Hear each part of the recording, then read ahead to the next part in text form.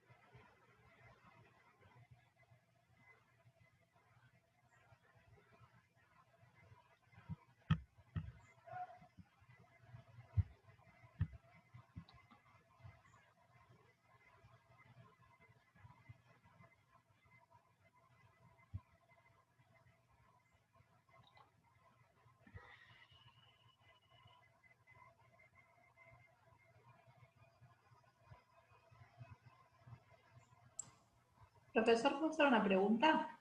Claro. Entonces, por el mecanismo este de la leptina, ¿la obesidad es como que se estaría retroalimentando todo el tiempo? La obesidad, en realidad, lo que falla es el mecanismo de la leptina. O sea, no, la leptina debería evitar la obesidad, pero si no funciona adecuadamente, sobre todo si tenemos una cantidad de señales que tienden a vencer, digamos, su señalización. Digamos, cuando vivíamos en los árboles, digamos, comíamos una vez por semana cuando teníamos la suerte de agarrar algo. Ahora la mayor parte de nosotros, digamos, comemos todos los días y más de una vez por día, y encima está continuamente la propaganda en la televisión de qué cosas ricas uno puede comer, con lo cual uno de los grandes problemas que tiene nuestra sociedad es la sobreoferta alimenticia. Entre otras cosas, eso tiene como problema que la mayor parte de los obesos son productores de cantidades exageradamente grandes de leptina que no les alcanzan, digamos, a bajar, digamos, la ingesta. Pero el mecanismo de la leptina es básicamente una retroalimentación negativa de la función del tejido adiposo y es proporcional a la cantidad de adipocitos que tenemos. Obviamente hay un montón de otras señales que no solamente esta, digamos, pero todo lo que tiene que ver con la connotación social, digamos, de la alimentación y el exceso es un pedazo importante de los problemas que tenemos.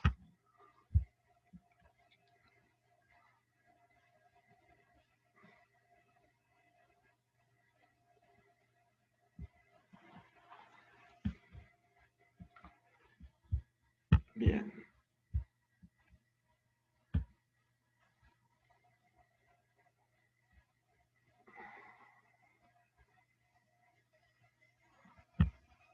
¿Dónde está?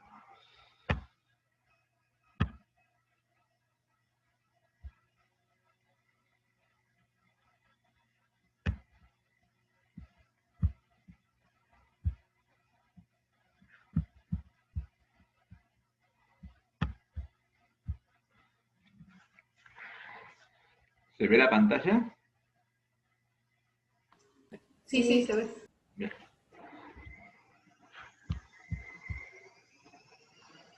Bueno,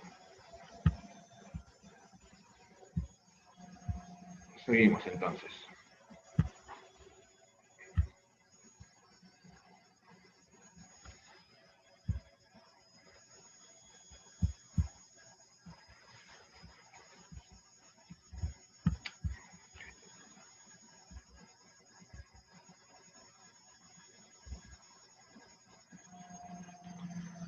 Esto que aparece acá justamente intenta recordarles qué cosa es la leptina.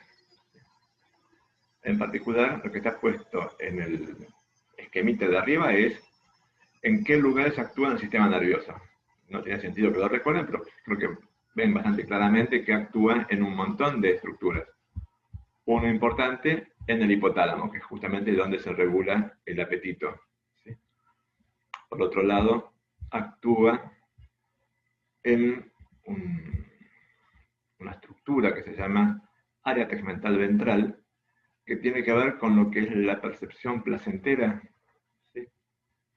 Creo que a la mayoría el hecho de comer le genera algún tipo de placer, digamos. Bueno, en particular, digamos, la percepción de placer es una de las cosas que justamente condiciona a que uno le tome el gusto a la comida, valga la redundancia, y la consecuencia es que por ahí comen más de lo que debería. ¿Sí? Y por otro lado, actúa también a nivel del tronco cerebral, regulando una cantidad de funciones neurovegetativas. Como consecuencia de todo esto y unas cuantas cosas que estoy pasando olímpicamente de lado, es que es capaz de regular un montón de funciones, incluyendo la función en el tracto gastrointestinal, el pedazo de la función del hígado, parte de la función del páncreas, del aparato cardiovascular y sobre todo el tejido adiposo, que justamente es el que fabrica la leptina. Creo que llegan a ver acá el circuito, digamos, de leptina mandando información al sistema nervioso.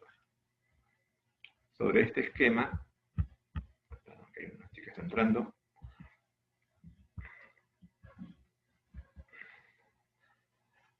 aparece acá, digamos, una pequeña explicación donde les recuerda justamente, digamos, lo que estábamos diciendo recién. Es uno de los reguladores, como decía el último parrafito, de la homeostasis de la glucosa, de cuánto se va a gastar de energía y sobre todo de la alimentación.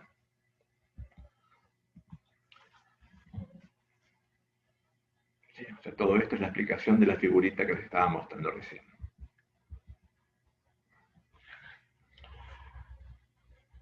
Todo este recordatorio del tema de las implicancias del tejido adiposo, de la leptina y seguramente de otros mediadores del tejido adiposo tiene que ver con la importancia de reforzar el concepto de que la dieta es una parte importante del tratamiento de los diabéticos. Creo que todos somos conscientes que hacer dieta es una de las cosas que todos hemos empezado no una, sino muchas veces probablemente, y en general cuesta mucho poder hacerlo adecuadamente. Bueno, a todos nos hace falta seguramente, pero a los pacientes diabéticos es una parte muy, muy importante del tratamiento, y cualquier cosa que uno pueda hacer para reforzarle la importancia de ese control y de ese esfuerzo es importante. O sea, todo lo que puedan hacer para machacarle la cabeza de que realmente es importante que traten de hacer la dieta es muy importante para el paciente y por supuesto para el resultado del tratamiento. En relación a la prevención de las complicaciones, hace unos 20 y pico de años terminó un estudio muy grande que se hizo en Gran Bretaña, que va a ser mencionado varias veces en los esquemas que siguen a continuación, que se llamó el estudio del Reino Unido de prevención de complicaciones en realidad del resultado de tratamiento de diabetes de tipo 2, que mostró, y fue quizás lo que más se promocionó, aunque no era lo más importante de ese estudio, que el control óptimo de la glucemia era capaz de reducir las complicaciones microvasculares. Eso se aplicaba tanto a diabetes de tipo 1 como de tipo 2. Hasta ahí, obviamente, se sabía que había que controlar la glucemia, pero se empezó a enfatizar muchísimo la importancia de que todos los diabéticos tuvieran un control muy, muy estrecho de su glucemia como forma de reducir sus complicaciones. Lo que se reduce con ese control óptimo, que es muy importante que se haga, son las complicaciones microvasculares. ¿Qué serán complicaciones microvasculares? Los vasos más pequeños, puede ser los ojos. Y los vasos más pequeños son típicamente las arteriolas y los capilares. Eso es el sustrato, digamos, es el mecanismo de daño responsable típicamente de la retinopatía, o sea, es una de las diabetes, una enfermedad que puede causar ceguera, como todos ustedes saben, del deterioro de la función renal, cosa que se mide, digamos, típicamente detectando, por ejemplo, proteinuria en los exámenes de orina, y que hace que algo así como 20% de los pacientes que están en diálisis sean pacientes diabéticos, o sea, una fracción de los diabéticos termina, digamos, con deterioro suficientemente grave de su riñón como va a terminar en diálisis, que es una complicación grave. Y es también el mecanismo de daño que produce la neuropatía. Neuropatía, en el caso de la podología, es especialmente relevante porque suele ser el mecanismo que lleva a la pérdida de sensibilidad y por lo tanto a lesiones frecuentemente ulcerativas en el pie diabético. O sea, claramente, digamos, tiene un montón de implicancias. Por otro lado, ese control óptimo de la glucemia se puede hacer de varias maneras. Uno puede saber en cada momento cuánto hay de glucemia, lo cual requiere un pinchazo, evidentemente, pero también desde hace unos cuantos años hay una forma indirecta de saber, digamos, qué tan bien o qué tan mal una persona ha manejado su glucemia a través de medir un metabolito que se puede encontrar en sangre, que es la hemoglobina glicosilada. ¿Sí? La hemoglobina glicosilada, en particular, les da una idea, no de cuánto es el valor puntual que tiene de glucemia en ese momento, para eso no tiene ningún valor, sino de a cuánta glucosa, o sea, a cuánta glucemia ha estado expuesta esa hemoglobina en el tiempo precedente. O sea, me da una idea de cuán bueno o malo es el control de la glucemia en periodos largos de tiempo. Eso se usa para controlar el tratamiento y, de hecho, sirve para establecer objetivos de tratamiento. Normalmente debería alcanzar, como dice por ahí, un valor de entre 6,5 y 7,5. O sea, el pinchazo con el control de glucemia y la medición periódica de la hemoglobina glicosilada son dos herramientas importantísimas para determinar cómo le está yendo y para que el paciente pueda intentar mejorar su rendimiento. Desgraciadamente, cuando el paciente se pone muy obsesionado con mejorar mucho el rendimiento, a veces se encuentra con que en el exceso le aparece otro problema que es la hipoglucemia. En particular, eso puede pasar con cualquier paciente diabético en tratamiento, digamos, pero la hipoglucemia severa es más común y más relevante en los pacientes que están tratados con insulina, justamente porque es más eficaz como hipoglucemiante. O sea que hay que tener mucho cuidado, ni que controle poco, ni que en el intento de controlar mucho se pase y se exceda, porque las dos cosas son malas. En particular, la hipoglucemia puede llegar a ser muy mala, porque la hipoglucemia puede dejar daño cerebral. O sea, eso también son cosas que hay que enfatizarle bastante y machacarlas continuamente con los pacientes. Por otro lado, si tienen comorbilidades, como por ejemplo hipertensión, es especialmente relevante que la trate adecuadamente.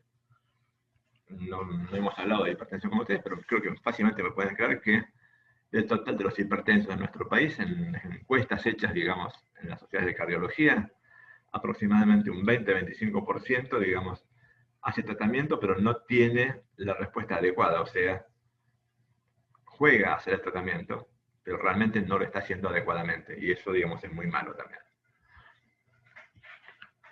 Recién les enfaticé el tema de la hipoglucemia.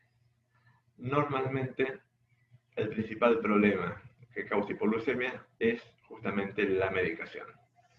¿Sí? Y si bien la mayoría de las medicaciones son capaces de producir hipoglucemia, las que más riesgo tienen de generar hipoglucemia son las que aumentan la liberación de insulina. Hay un conjunto de drogas cuyo mecanismo de acción es aumentar la liberación de insulina, y esas son las que tienen más chances de producir hipoglucemia importante. Esto le puede pasar a cualquiera, pero en la práctica, digamos, hay 2 o 3 variables que lo hacen más riesgoso. Uno, como casi para cualquier cosa, los pacientes ancianos, que por múltiples motivos son más frágiles y les funciona todo más en el límite, con lo cual es más fácilmente, digamos, descompensable. Un segundo grupo de pacientes con riesgo de hacer hipoglucemia son los que tienen más tiempo de tratamiento para su enfermedad, o sea, los que llevan más años de tratamiento. Una cosa parecida a esto es los que están con menor capacidad funcional de regulación de insulina, o sea, tienen menos reserva de insulina. Esos suelen ser los que llevan más años de evolución. Y el último grupo, que ha aumentado mucho en los últimos años, es justamente el que está muy obsesionado con el control de su glucemia, se mide cada rato y cada vez que encuentra un poquito de aumento, digamos, se da un refuerzo, y a veces se da un refuerzo en exceso, y eso termina resultando en generación de hipoglucemia. Puede ocurrir que ustedes tengan un paciente que hace en medio de su práctica profesional un episodio de hipoglucemia y eso potencialmente puede ser grave y normalmente debería requerir tratamiento.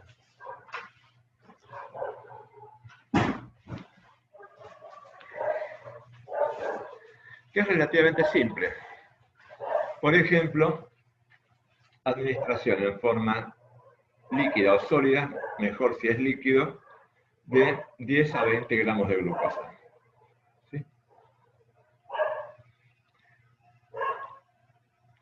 ¿Cuánto tiene una lata de Coca-Cola? 330 centímetros cúbicos. O sea que uno diría que eso tiene ¿cuánto de glucosa? Como unos 30 gramos. Unos 30 gramos, o sea, una latita de gaseosa o un vaso de gaseosa, insisto, no diet, que no tienen azúcar, debería ser suficiente. ¿Sí?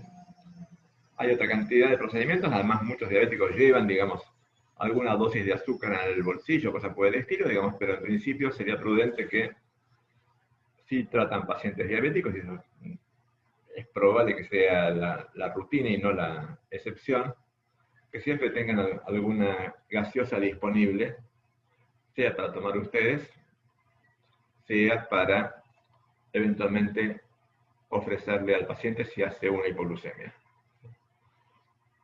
Obviamente, digamos, después tienen que referir lo que vaya a controlarse, digamos, pero agudamente eso puede resolver el problema. ¿Sí?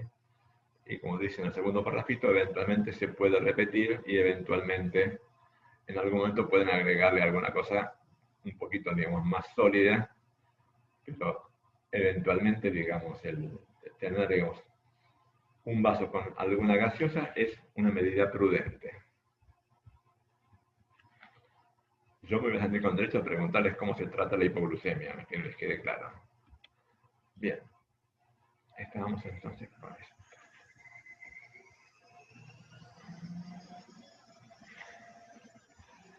Puede ocurrir que la hipoglucemia sea más grave, digamos. Ahí ya sí tienen un problema porque obviamente, digamos, uno no tiene glucagón en un consultorio, con lo cual deberían tratar de evitar llegar a esta situación. En el hospital, si queda inconsciente por hipoglucemia, es el momento de llamar con urgencia al médico de guardia y avisarle que tienen un paciente que está cursando probablemente una hipoglucemia, como para que se venga no solamente él, sino que traiga, digamos, el maletín con las herramientas mínimas como para tratar de resolver el problema. ¿Sí? Eventualmente eso va a necesitar que le pongan glucosa con todos los problemas de meterle glucosa, sobre todo hipertónica o cosas por el estilo. Bien, entonces, con todo esto en mente podemos empezar a hablar de los distintos tipos de opciones terapéuticas para el tratamiento del paciente diabético. En esencia, como dice acá, digamos, el paciente o no tiene insulina, porque no la puede fabricar, o la fabrica, pero no le alcanza para lo que necesita, o sea, es insuficiente. Eso es cuando tiene resistencia. Hay un par de cosas que deberían recordar de lo que es la fisiología justamente del páncreas para poder entender algunas de las cosas que vamos a discutir a continuación. Y otras deberían repasar en relación a lo que es el metabolismo de los hidratos de carbono. ¿Sí? Esto que aparece acá intenta recordarles cómo es el páncreas. ¿Sí? Esto que está acá es la ubicación anatómica del páncreas. Acá intenta mostrarles un poquito la organización histológica del páncreas, donde se diferencia todo lo que son el componente exócrino que va a fabricar las enzimas que nos van a hacer falta, digamos, para distintos tipos de funciones digestivas, de los islotes, que es esta estructura que aparece acá, en la que hay diferentes tipos de células con función endocrina. La que nos interesa primariamente son las células beta, que son las que fabrican insulina, pero todas las que están alrededor también son importantes para otras cosas. El glucagón, que es exactamente lo opuesto, o sea, si el paraglucemiante lo fabrican las células alfa, es el mismo glucagón que aparecía acá como forma de compensar el problema. Y las que fabrican somatostatina son capaces de inhibir la producción tanto de insulina como de glucagón. O sea que esta estructura, digamos, tiene un montón de mecanismos de regulación bastante complicados. Nos vamos a poner a mirar con detenimiento nada más que lo que pasa con la célula beta. Les hago notar que esto tiene 15 años, o sea, acá están faltando un montón de actores en el esquemita este, pero es suficientemente simple como para ser didáctico el esquema, ¿sí? Esto intenta representar una célula beta del páncreas. Esta célula fabrica insulina, que químicamente, ¿qué cosa es?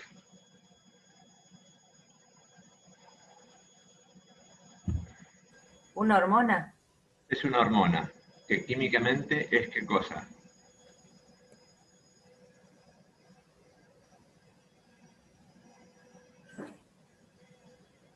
¿Es un lípido? Ay, ya no sé. ¿Qué es?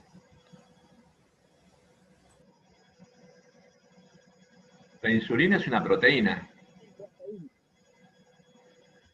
¿Sí? Si es una proteína, tiene que estar codificada en nuestro genoma. O sea, hay un gen que codifica la insulina. ¿Sí? Esta célula beta tiene su núcleo. Este es el ADN de ese núcleo y acá, en un pedacito, está codificada, digamos, la insulina. Fabrica la insulina, o sea, fabrica el ARN mensajero de la insulina, lo manda al citoplasma, pasa a los ribosomas, fabrica insulina, y la insulina son estos redondelitos blancos que tengo acá dentro de estas vesículas. Se almacena dentro de la célula en vesículas. O sea, la célula beta fabrica y almacena la insulina. Mientras está almacenada, está de reserva, pero no sirve para gran cosa. Para que pase la circulación tiene que haber una secreción de esa insulina, que es lo que intenta mostrar esta flechita que lo manda, digamos, hacia la membrana. Se produce la fusión de las vesículas con la membrana y quedan liberados los redondelitos blancos que dijimos que era ¿qué cosa? La insulina. La insulina, exactamente. ¿Cómo hace para secretar la insulina? No la está liberando continuamente, sino que la libera en función de la cantidad de insulina que hace falta liberar. Y para eso tiene toda una maquinaria muy perfeccionada que está continuamente dándose cuenta de cuánto hay de glucosa en la circulación. Esta célula beta, que está dentro del islote, acá está faltando dentro del islote una cosa importante que son las células sanguíneas, o sea, esto está en contacto con la sangre, ¿sí? Que es a donde va a parar la secreción de estas células. O sea, acá alrededor está pasando sangre. Y acá alrededor está pasando sangre, ¿sí? La célula beta capta glucosa, como hacen todas las células. Para esto utiliza algún transportador que después vamos a mencionar. La glucosa, cuando entra, es oxidada. ¿Y para qué sirve la oxidación de la glucosa?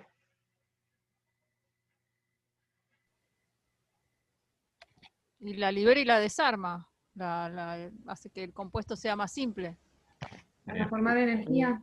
Para formar energía, básicamente para formar ATP. O sea, la oxidación de la glucosa lo que va a estar generando es ATP. ¿Sí? Ese ATP se forma básicamente fosforilando el precursor inmediato que es el ADP.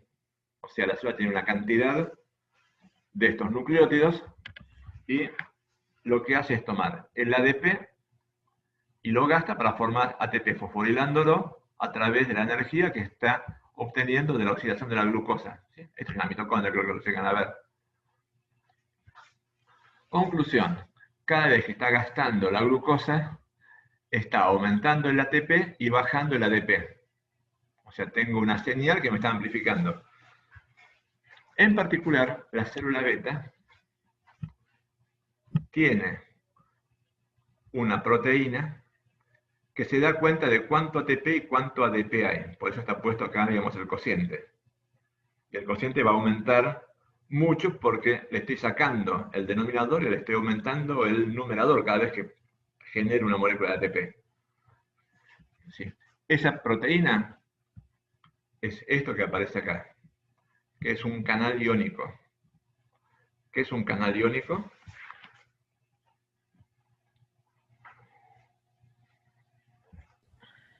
Una proteína Sí. y pareciera que atravesara la célula. Que atraviesa la membrana. Sí, ¿Y ven que tiene un redondelito, un ovalito verdecito ahí? sí. Es porque está agujereada. Es una proteína que constituye un poro. O sea, esta proteína es un canal de comunicación entre el interior de la célula y el exterior.